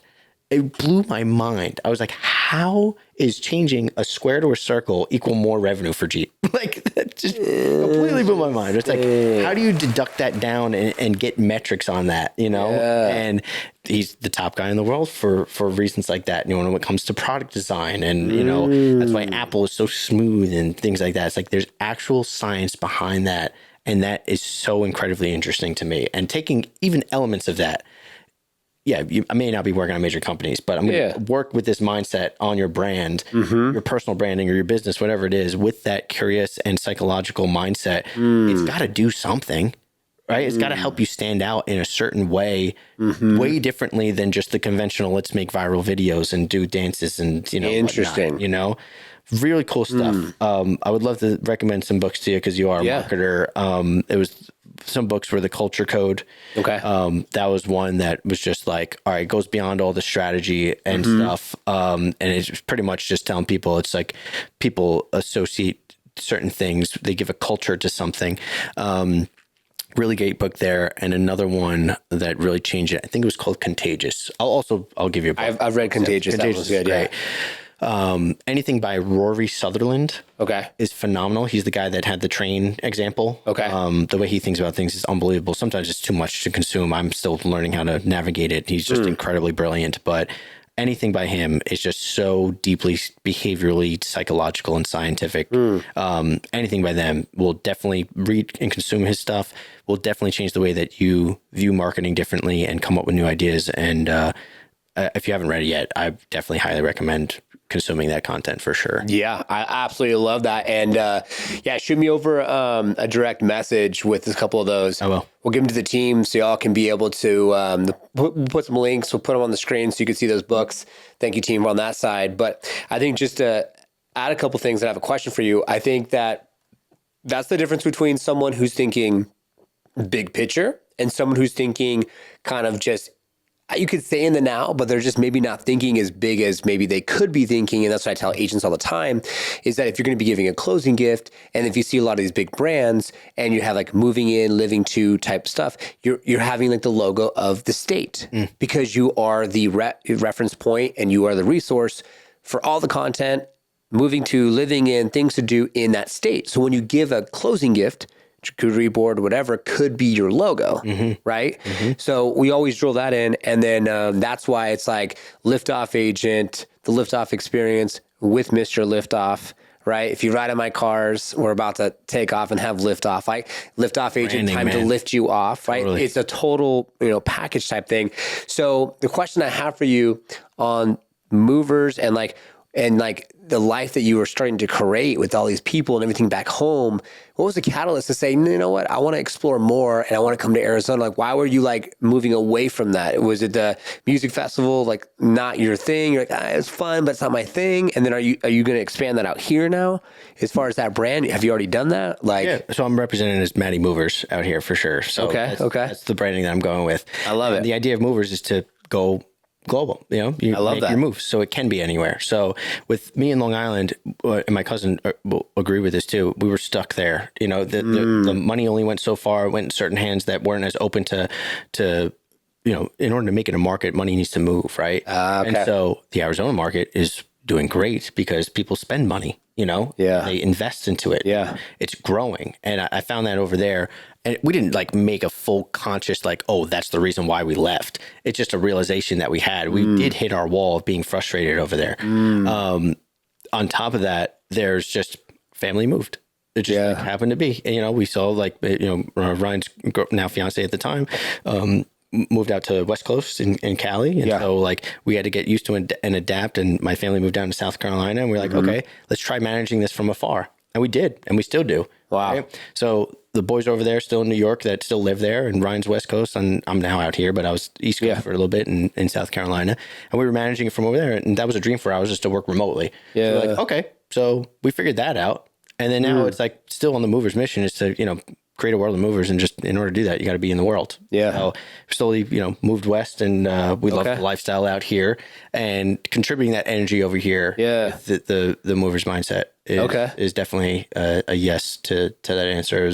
I would love for people to recognize the name and kind of just help encompass everything that I said into one word and one company or movement, is interesting. Is what that was about. So then if someone's viewing and listening right now, and they're in, say, maybe Arizona, they are local, are you intentionally thinking groups, gatherings, other opportunities just here? What's some of the plans? Totally. Just recently, I've been, just this past week, remember I came in and I was like, dude, so much has happened this past week. Yeah.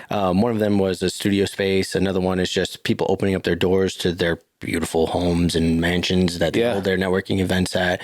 And that's something that we did all the time over on the East Coast that I want to bring that here because I saw the power of that and I just re-noticed it again. And my life has been cyclical. It's like you to organize all those people and have a community and then have a community die out. And then, people move and we were kind of the leaders and we weren't working on, building the community aspect and versus just going different paths. And we wanted to work on bigger projects and, Ryan's heavily and my buddy Dylan too, or heavily in the AI space. Okay. And it just, you needed your alone time again. And then it comes back to being like, okay, let's bring people together again. And I just see that I would like more control in the sense of my own energy for it, because you can't manage everyone. You shouldn't even think that way, and I'm not here to manage it all, but definitely I've seen the power of bringing people together and I'm doing that in my own little pocket now out here. Okay. I've a group of videographers that I met and a really talented group of guys and girls, and it's slowly expanding out again. And I'm like, okay, I'm seeing the power of it again, you know. Wow. And, life happens, you go through your breakup and your, family health problems and things like that. And it pulls you off course a bit and rechanges your life and your focus.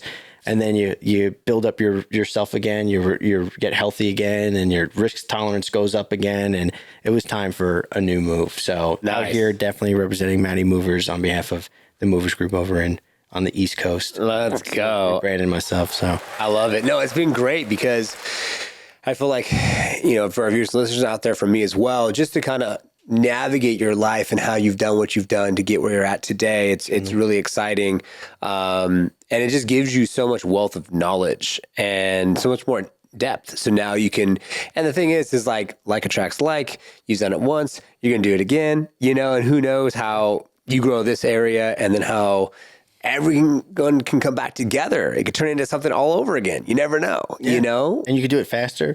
I mean, I loved that everyone has their own individual thing. That was a main point of why we did that on the East Coast. It's just everyone's their own superhero with their own storylines. And it's just, you're not underneath the company of movers. It's just what you can help. If it helps you to identify, just put a word to just connecting with others, Yeah.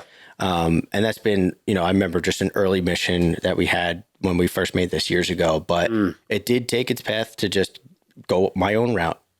Ryan goes his route, everyone goes their route, and then we come back together again. Yeah. It always goes in and out. Like I took over the restaurant at one point, and the boys were working on something else, and then we came back together and fused, and that ended up being something bigger. And then it's good. And this was a realization that we had too. It's like, it's okay for that, especially for my cousin and I. Like we've been so tight at the hip for so long. It was hard for us to adjust of like, oh dude, like you're moving across the country, it's just like, oh, you're doing something different. And that was something that we had to learn, Yeah. But now we look forward to it. It's just like, we can't wait to link up again. Wow. And when we do, it's just, oh, I learned this. Oh, you learned that. Oh, I'm doing this. I'm doing that. And I see our worlds colliding again. Funny enough, very recently too, there's some deals over in New York that affect Arizona, and there's some deals in Arizona that now affect New York. And I think it's all going to tie together again. But I know we're really inspired by what's his name? Branson, Virgin Atlantic. Yep. Just because he was just the idea of Virgin, just like starting something new, just like all the time, just like it's fresh and really inspired by, we started a ton of different things and we used that for experience. And now it's like, it's getting focused, and we would love to be able to be at the point where, we have a ton of money in the bank, and now it's just a matter of like, that looks good. Let's invest into that. Let's invest into that. Wow. Just to see it come to life. So that's currently where it's at. Wow. I can relate, man. I can relate. I've been on the same type of journey, but opposite and different, on lots of different paths, trying lots of different things. And like with any entrepreneur out there, right? Like, you got to hone in, and as you hone in, you focus on the one thing, you'll have more success to start trying to be in so many different directions. Yeah. But then, I've now figured out how to hone into a point where, I could do what I love to do. And like, this is extra, but it's fun and I enjoy it. And it ties into so much more for the future of what I want to do potentially with this YouTube reality show I talked to you a little bit about, what it can do to further relationships with current clients that's just watching this, individuals out there that potentially are looking at liftoff, individuals looking at potentially are with you, individuals that just want to potentially have more liftoff in their own life, and they could take things from this and apply to their life so they can have more success in different things that maybe they picked up from the show. So it's just such a blessing all around. And it's funny that you said that, because I was just like relating to it for a second, like, go fragment, come back, more focused. And that's exactly how I feel. Yeah. More focused than ever before. And that's okay. At the start, it's like, oh, I started something, so I have to finish it. Yeah. And it's just like, yes, but it's also okay to change your mind if you notice that there's a significant amount of data that you learned along the way, to be like, you got to retract here and, and pivot, and pivot quickly, and Interesting. There's a ton of pivoting that had to happen, you know, and internal too, not just like in your organization or what you're working on, just like, your interests change as you get older, you know, and that's why a lot of the social platforms are interest-based algorithms rather than follower-based, and I'm actually glad I went that way, Yeah. Because then, Amen. Based off of what you were at, I'm a 32-year-old, at the moment, single man and living in a new state. And it's just like, my interests are way different than when I'm going to be in my 40s with my goal of having my 3 children and a beautiful wife and awesome business, like 100%. Amen. things, Let's go. And I would be interested too in like potentially, movers event or something like that. We could, host one. I'd be down. You know what I'm saying? And totally. We can have one here and do something fun and, and like make it happen. Cause I think that it's so important. I mean, just mindset, people, proximity is just, I think the one thing outside of like you said earlier, like you don't need to be in business. There's no specific agenda, but I feel like the one thing is the mindset. It's the mindset and proximity around people that have this growth positive mindset. Cause you can get one bad, egg, one bad, apple, and then it spoils a bunch. And that's with anything, with an organization, within friends. You all know that one person, you're just like, oh my God, they drained the fuck out of me. I just cannot do it, So then you become wiser not to associate early on, and your triggers come up, be like, oh, red flags. Yeah. Here they are again. Yes. It's either you need to get burned a couple times to learn it, or it's just like, nope, I've learned my lesson once before. I'm not going down that path again, Yeah. And it's crazy too. Like, as a business owner on my side, like you'll meet so many types of people and you're like, oh, now I kind of figured it out. But there's never, like, you always are learning. Like I literally just had someone that was working with us and like, everything was so rainbows and sunshine and the whole nine. And then it went completely south. And I was just like, whoa. Didn't see that coming. Yeah. And it fucking hurt, dude. Oh, dude, it digs into you. It digs. Yeah. And the next you're the fucking bad person. You're like, what the fuck? I was the one trying to offer you an opportunity. Now I'm the bad person. Oh, all right, great. Fantastic. Yeah. Then you got to get back up from that and still somehow hold your integrity and be able to do that again. That's the power of vulnerability and just being like, oh man, that hurt, but I got to still keep going, because I guess it's better to just overall be more vulnerable and put yourself out there like that again than not, and at the same time, I have another philosophy here of like, I'd rather happen to me than someone else, so all the lessons learned. Yeah. There's definitely one thing. I mean, the, what do they call it? Autobiographies? Oh yeah. Happen later, or that'd be awesome. Right. All the shit you could share. That's what it's, that's what it's about too. It's like as an entrepreneur, I feel like it's like, there's so many things to do. I like Monopoly, as you can see. Yeah. And, you gotta enjoy, if you don't enjoy what you do and, you don't look at life as like, you can play video games and you can put all that time in that video game to get the cool things or whatever else in the virtual world, or you could just, life is a game as it is, and just enjoy and do the things and have fun. And, I like to look at life as like GTA 5. I used to play that a lot. And then I'm like, I can play Grand Theft Auto 5, or I can just play the game of life. Yeah. It's like the game of life's way more fun. So you're riding in helicopters and breaking into... No. Yeah. All the things, bro. All the things. But no, I eventually... It's funny. I was playing a huge impactful game in my life was RuneScape. It was just this online game. It was just like a big level up game, and you would just spend hours doing one task, and it just... funny enough, in some weird way, you try to relate it just to justify how much time you spent on it, just to make yourself feel better. Yeah. All that time you spent into it. And it just, to me, what came out of that was just like a discipline of doing the same task over and over again. And there you go. Until you get a result, So discipline definitely helps. But yeah, that was once you realize that was a big turning point for me of like, all right, I destroyed my system. Actually, it was like, I literally need to get away from this. And the only way to do that is to physically destroy it. But then you go down your other paths and, Yeah. And I think that whoever's really listening out there, it's like, it's okay to, self-evaluate, look in the mirror, ask yourself what you're committed to, and, destroy that console if you need to, If you need to. Yeah. Like, stop the doom scroll, like be intentional. And like, I think it was what Grant Cardone said, either you use social media or social media is used by you. So then why don't you just use it and follow, connect with just the things that you are really committed to that's in alignment, whether, it's cars and racing or golfing or entrepreneurship or traveling or food or whatever it is that you love, like just go down that. And it's amazing these days because I think that mentors are good. I just feel that in the day and age, I had this interesting idea. Speaking of like an idea hamster, I'm kind of like that for Liftoff, my partner. He's like the doer, and I'm like that kind of like the idea guy. And one of the ideas that I had, not so much for Liftoff or that, but this is just a side idea, is that you can hire these coaches. But imagine being able to utilize artificial intelligence, and you basically put in goals, aspirations. So you got to be clear what you want. Goals, aspirations, what you want to do, all the things, right? And then it goes to the algorithm and it says, okay, based off of all the things that you gave me on social media, these are the accounts you're going to follow. On YouTube, these are the accounts that you're going to subscribe to. With the books, these are the books that you're going to read.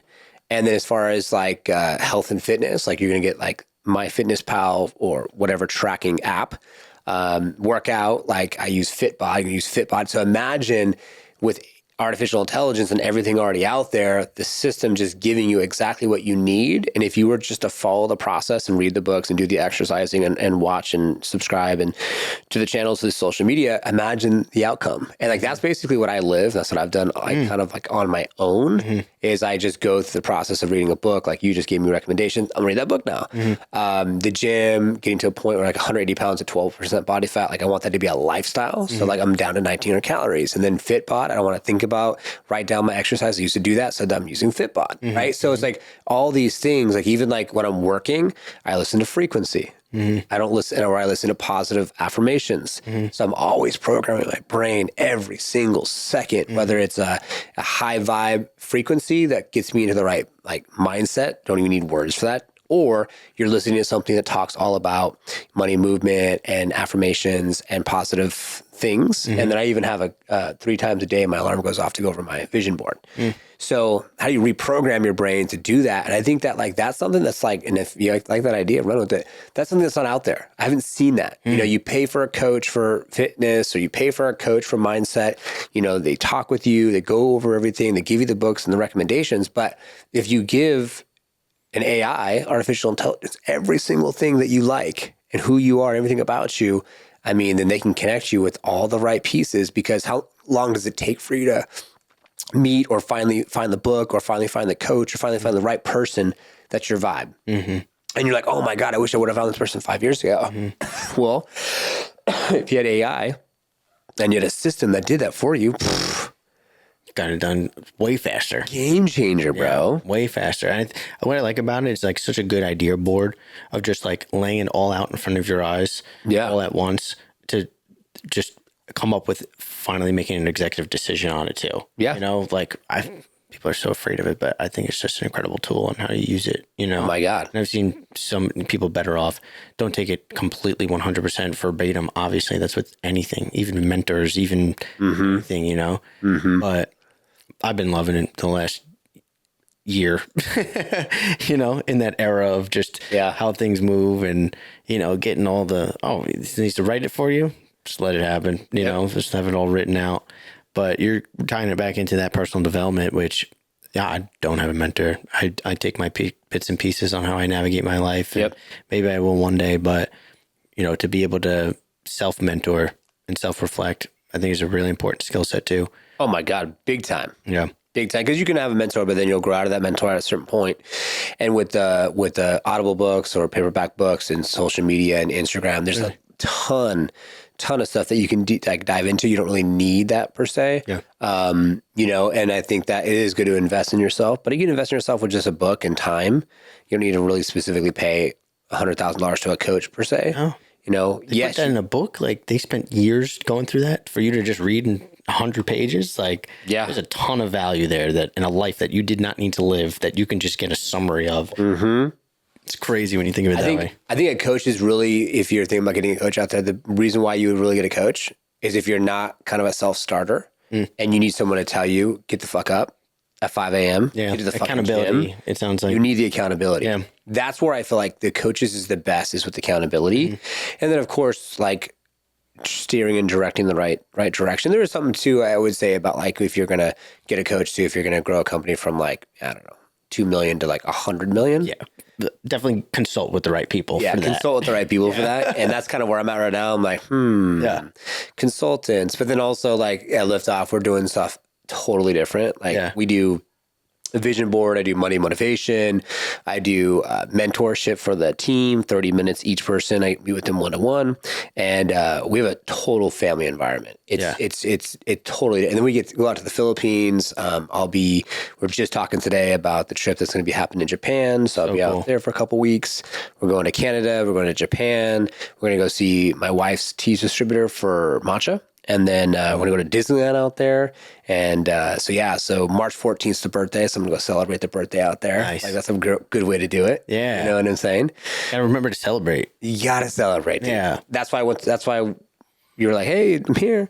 We were celebrating. I just closed one last night. So went out to lunch to go, thanks so much. Because, every single client to this day, I think we built well over 60 sites this year at Liftoff. Incredible. And thanks so much, man. Appreciate it. And every single client, I don't get a commission.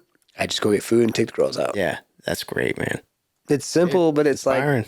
Like the wife loves going out to eat. Yeah. I Dude, I'm such a foodie, bro. I love it. Dude, go to Boca. I gotta hit up Boca. Really good.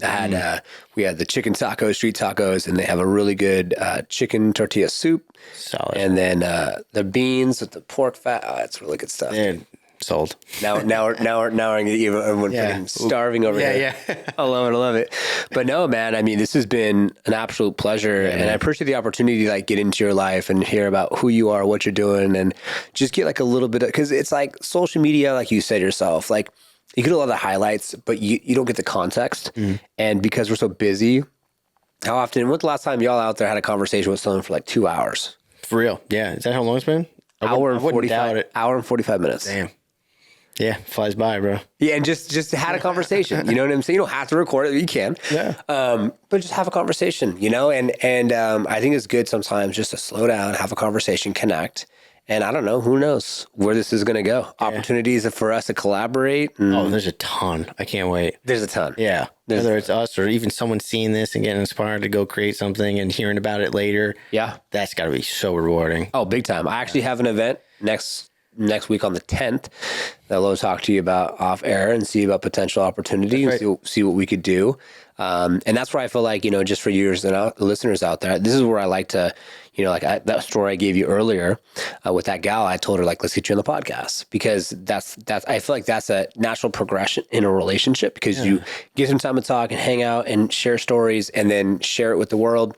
And then maybe someone else might want your services. Facts. And then we can collaborate, and then you get to come to the house and meet the fam and kind of get a behind the scenes look. And I think it's just more organic that way. Totally. The power of collaboration, man. 100%. Cool. So is there anything that you want to mention or that we didn't bring up or anything? It all on the table today. I think we did. Yeah.